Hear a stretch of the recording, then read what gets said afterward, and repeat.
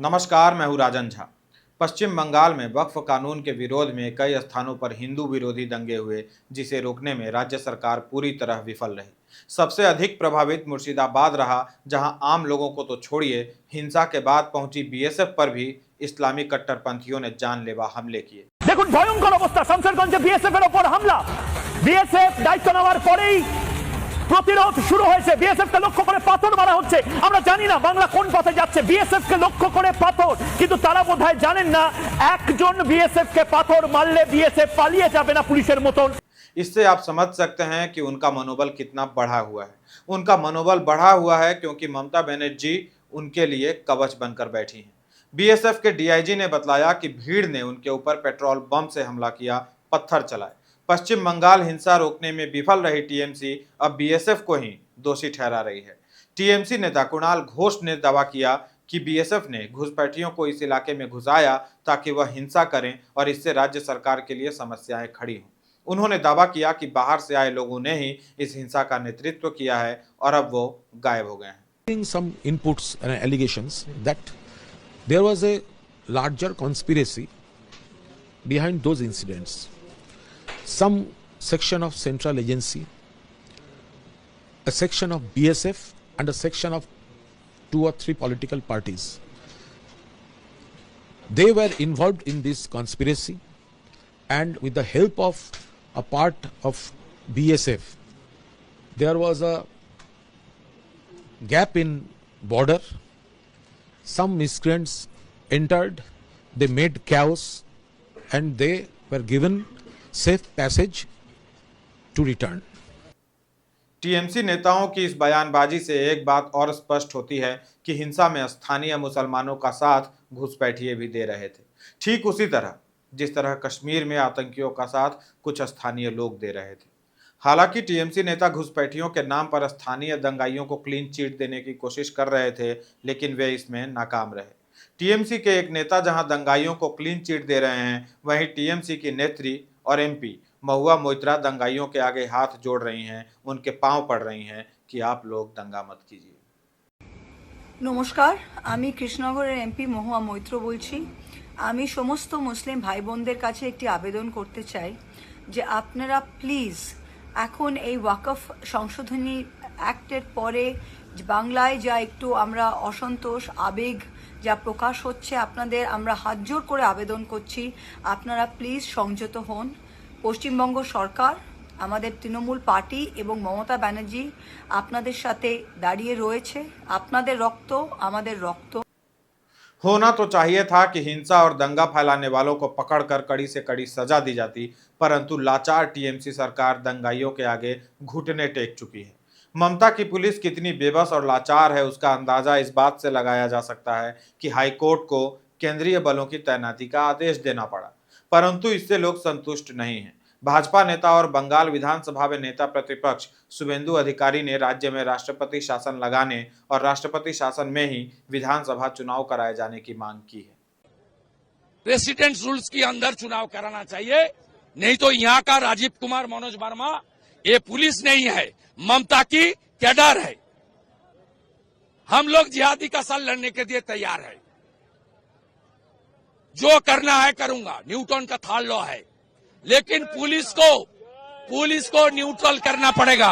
ECI के without president rule Bengal में चुनाव अच्छा तरीके से, डेमोक्रेटिक वे से, ट्रांसपेरेंसी से नहीं हो सकता। जहां हिंदू 50% से कम है, उस बूथ में ये लोग हिंदू को वोट डालने नहीं देगा। ममता बनर्जी की सरकार में मंत्री सिद्दीकुल्लाह चौधरी ने इस हिंसा के लिए बीएसएफ और भाजपा को ही जिम्मेदार ठहराने की कोशिश की।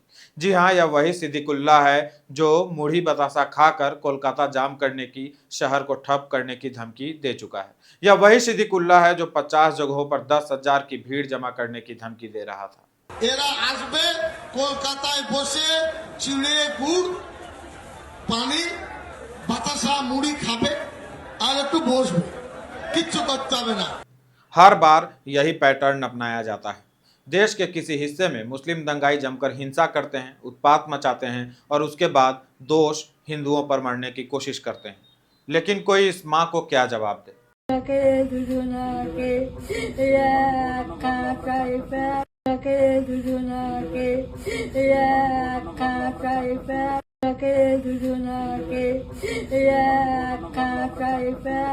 आप बांग्ला नहीं समझते, परंतु मुझे विश्वास है इस बूढ़ी माँ के आंखों से बहने वाली आंसुओं की भाषा आप आसानी से समझ पा रहे होंगे। 5 सेकंड के इस वीडियो में ऐसा हृदय भेदी दर्द है जो चट्टान को पिघलाकर पानी कर दे। दंगाइयों ने इस बूढ़ी माँ से उसका सुहाग भी छीन लिया और बुढ़ापे का सहारा भी। इनके घर से एक साथ 2 अर्थियां उठी। उस विधवा के आंचल से लिपटी अश्रुओं की धारा ममता बनर्जी से पूछ रही हैं कि मेरा सुहाग क्यों उजाड़ दिया गया। क्या उसका अपराध ये था कि वो हिंदू था? क्या उसका कसूर ये था कि वह भगवान की मूर्तियां बनाता था? क्या इसलिए उसके बेटे को मौत के घाट उतार दिया गया?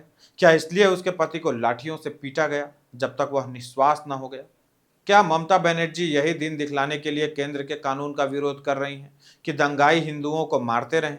बीजेपी का दावा है कि इस हिंसा की वजह से 400 से ज्यादा हिंदू परिवार अपना घर द्वार छोड़कर भाग खड़े हुए हैं। আমরাকে বলছে কি মোদি পাস করেছে বিল পাস করেছে তো হিন্দুকে একটা ঠিকতে দিব না, হিন্দুকে ঝুড়ে ফেলে দিব, হিন্দুকে লাহাজানি করব, হিন্দুর মাকে যদি এরকম করে বলছে, হিন্দুর ঘর পুরা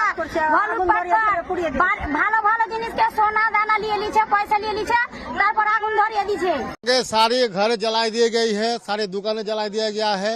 ये देखिए नजारा देख लीजिए, ये नजारा देख लीजिए, दुकान का लूट कर लिया है। इसका इरादा ही ऐसा ही है। हम लोग राष्ट्रपति शासन चाहते हैं। यहाँ अराजकता चलता है, यहाँ गुंडागर्दी चलता है। हर शुक्र जब भी कोई जुलूस होता है, शुक्रवार नमाज के बाद इधर आतंक फैलाया जाता है।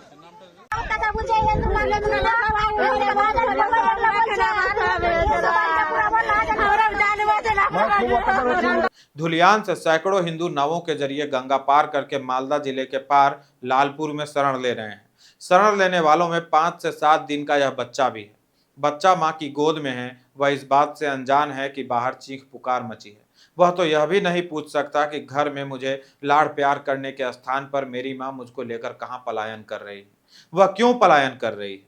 लेकिन अधिक नहीं, 5-7 वर्ष के बाद जब वह चीजों को समझने लगेगा तब उसे बतलाया जाएगा कि मुसलमानों की भीड़ ने तुम्हें तुम्हारे घर से तब खदेड़ दिया था जब तुम्हें घर की सबसे अधिक आवश्यकता थी। यह बच्चा पूछेगा कि क्या तब मैं बांग्लादेश में था या पाकिस्तान में। तब लोग हंसेंगे और कहेंगे तुम भारत के पश्चिम बंगाल में थे, जहां की मुख्यमंत्री ममता बनर्जी थी। जिस दौर में तुम्हारा जन्म हुआ था उस समय बंगाल किसी पाकिस्तान और बांग्लादेश से कम नहीं था। उन्हीं के इशारे पर बेकाबू मुसलमानों की भीड़ ने तुमको परिवार समेत तुम्हारे ही घर से खदेड़ दिया था। अब उस बच्चे के सामने कोई मुस्लिम कहे कि हमारा भी खून शामिल है इस मिट्टी में, हम गंगा जमुना तहजीब वाले हैं, भाईचारे वाले हैं, तो उसका रिएक्शन क्या होगा? सोचिएगा जरूर। वीडियो में बने रहने के लिए आप सभी का बहुत बहुत आभार, धन्यवाद।